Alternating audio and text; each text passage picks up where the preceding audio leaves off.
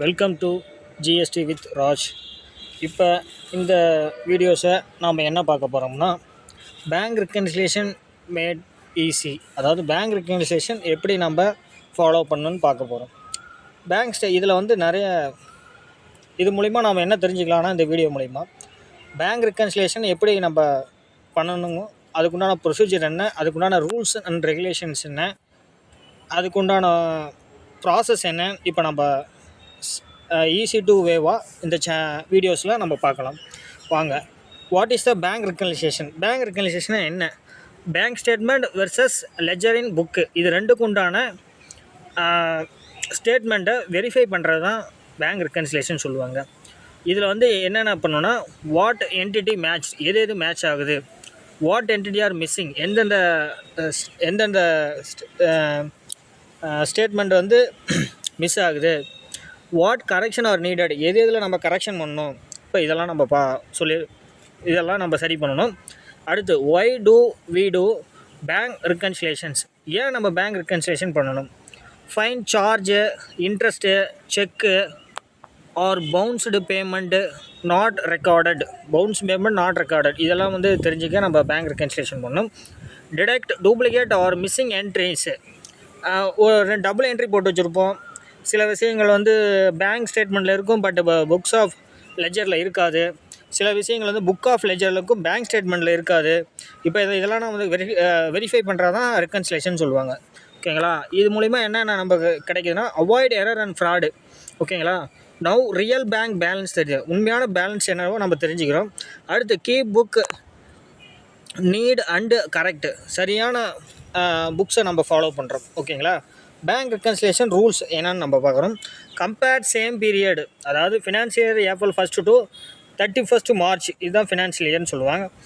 Every month வந்து bank reconciliation பண்ணுவோம் நம்ம, அதாவது 1 May to 31 May முடியும் பேங்க் ஸ்டேட்மெண்ட்டை நம்ம எடுத்துக்குவோம்.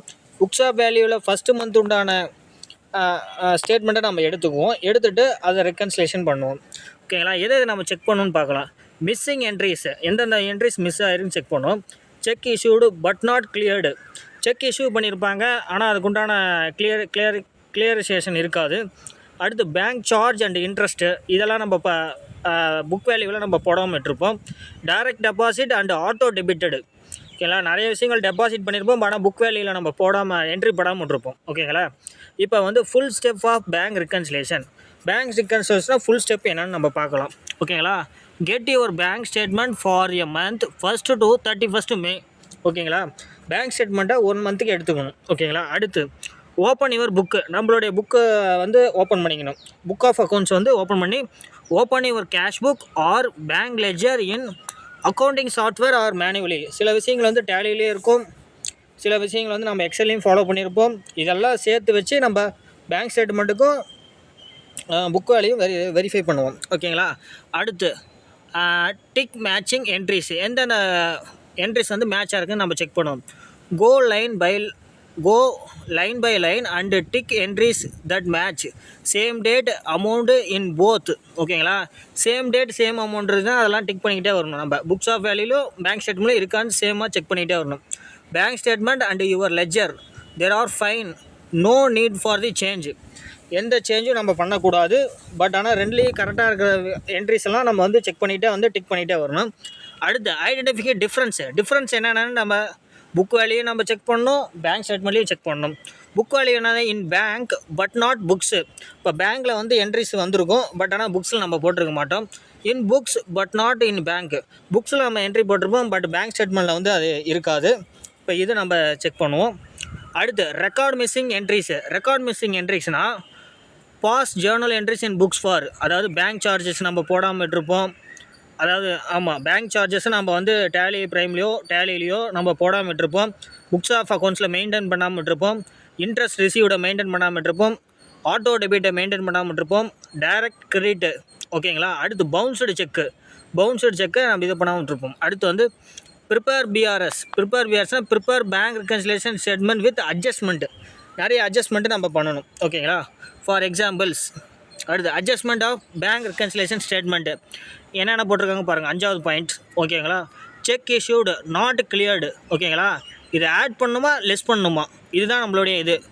லெஸ்ஸு 5000 ஓகேங்களா. For example check deposit not cleared, இதை வந்து ஆட் பண்ணணும். எவ்வளோ 3000. அடுத்து bank charge not in book, bank charges வந்து நம்ம போடாமல் இருப்போம், லெஸ் பண்ணி 200 போடுவோம் ஓகேங்களா. அடுத்து interest not in the book, interest நமக்கு வந்து வந்திருக்கும், பட் ஆனால் புக்கில் ஆட் பண்ணாமல் இருப்போம்.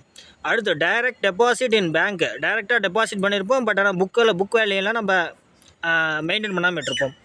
அடுத்து auto debit, for example EMI, insurance, இதெல்லாம் வந்து நம்ம டிடெக்ட் பண்ணாமல் இருப்போம் ஓகேங்களா. இப்போ இதெல்லாம் வந்து பேங்க் ஸ்டேட்மெண்ட்டில் காட்டும், பட் ஆனால் புக்ஸ் ஆஃப் வேலையில் காட்டாது, இதை நம்ம செக் பண்ணணும் ஓகேங்களா. அடுத்து ஜேர்னல் என்ட்ரிஸ் எப்படி நம்ம போடுறோன்னு பார்க்குறோம்.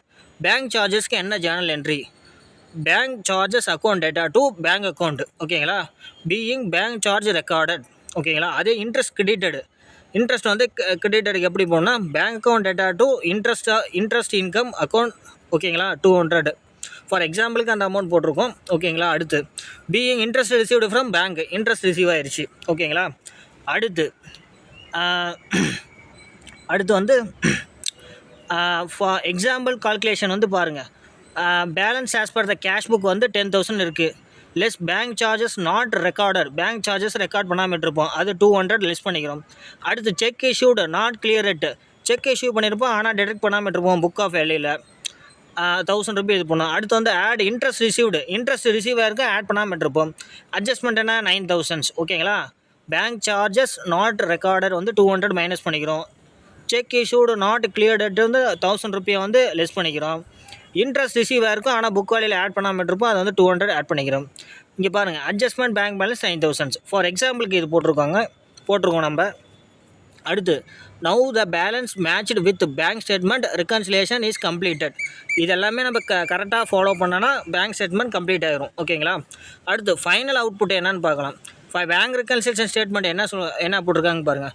Balance as per the book value 10,000 less check issue பண்ணியிருப்போம், நாட் கிளியராக இருக்காது, அதனால் 1000 ரூபீ லெஸ் பண்ணிக்கிறோம். அடுத்து பேங்க் சார்ஜஸ் நம்ம டெபாசிட் பண்ணியிருப்போம், வந்து நிறைய டிரான்சாக்ஷன் பண்ணியிருப்போம், அதுக்குண்டான சார்ஜஸ் வந்து அவங்க டிடெக்ட் பண்ணுவாங்க, அந்த சார்ஜஸ் என்ன பண்ணியிருப்போம் லெஸ் பண்ணாமல் விட்டுருப்போம், அது லெஸ் பண்ணணும் ஓகேங்களா. அடுத்து ஆட் இன்ட்ரெஸ்ட் ரிசீவ்டு, நம்ம உண்டான பேலன்ஸுக்கு உண்டான இன்ட்ரெஸ்ட் வந்து ஃபிக்ஸ்டு அக்கௌண்ட்டுக்குள்ள பேலன்ஸ் வந்து இன்ட்ரெஸ்ட் வந்து 3 months ஒன் டைம் வந்து ஆட் ஆகிட்டே இருக்கும், அது நம்ம என்ட்ரிஸ் போடாமல் இருப்போம் புக்ஸில், அது வந்து 200 ஓகேங்களா. Balance as per the bank statement 9000 ஓகேங்களா. இவ்வளோ தான் விஷயமே. Why reconciliation done every month, ஏன் ரெக்கன்சிலேஷன் நம்ம மந்த்லி வைஸ் பண்ணோன்னா keep real cash balance updated, ரியலாக நம்மக்கிட்ட எவ்வளோ தான் இப்போ பேலன்ஸ் இருக்குது நம்ம அக்கௌண்ட்டில், நம்மளுடைய புக்ஸில் பேங்க்லேயும் நம்மளுடைய கேஷ் வந்து ஈக்குவலாக இருக்கா, அது ஒரு செக் பண்ணுறது. Second point record for accurate financial ஸ்டேட்மெண்ட்டை அக்யூரேட்டாக மெயின்டைன் பண்ணுறது. அடுத்து easy to catch mistakes if done monthly, அதாவது மிஸ்டேக்கை அவாய்ட் பண்ணுறது, மிஸ்டேக்கெல்லாம் வந்து நம்ம ரெக்டிஃபை பண்ணி நம்ம சரி பண்ணுறது. அடுத்து required during audits and tax filing, audit பண்ணுறதுக்கும் டேக்ஸ் ஃபைலிங்கும் இது ஈஸியாக இருக்கும் ஓகேங்களா. அடுத்து high and smooth business operations, அப்போ தான் நம்ம பிஸ்னஸை நம்ம கரெக்டாக ரன் பண்ணிட்டு போக முடியும் ஓகேங்களா. எவ்ரி மந்த் பேங்க் ரெக்கன்சிலேஷன் பண்ணணும், புக்ஸ் ஆஃப் வேலைக்கும் பேங்க் ஸ்டேட்மெண்ட்டுக்கும் நம்ம வெரிஃபை பண்ணுவோம். இந்த வீடியோ மூலிமா இது எப்படி நீங்கள் ஃபுல்லாக ஹேண்டில் பண்ணுறீங்கன்னு ஒரு ப்ராசஸ் உங்களுக்கு தெரிஞ்சிருக்குன்னு நான் நம்புகிறேன். இனி வரும் அடுத்தடுத்த வீடியோஸில் வந்து நம்ம ஒவ்வொரு விஷயங்களும் நம்ம இதை பற்றி தெரிஞ்சுக்கலாம். ஜிஎஸ்டி ரிலேட்டடாகவோ, ஐடி ரிலேட்டடாகவோ, டேலி ரிலேட்டடாகவோ எல்லாமே இந்த வீடியோஸ் மூலிமா நம்ம இந்த சேனல் மூலிமா நம்ம தெரிஞ்சுக்கலாம். உங்களுக்கு இதில் ஏதாவது டவுட் இருந்தால், ஏதாவது உங்களுக்கு தெரியாமல் இருந்தால் நீங்கள் கமெண்ட் பண்ணி என்கிட்ட கேட்கலாம். தேங்க்யூ ஃப்ரெண்ட்ஸ், தேங்க்யூ ஃபார் வாட்சிங் my channel. Subscribe and like and share my videos. Thank you friends.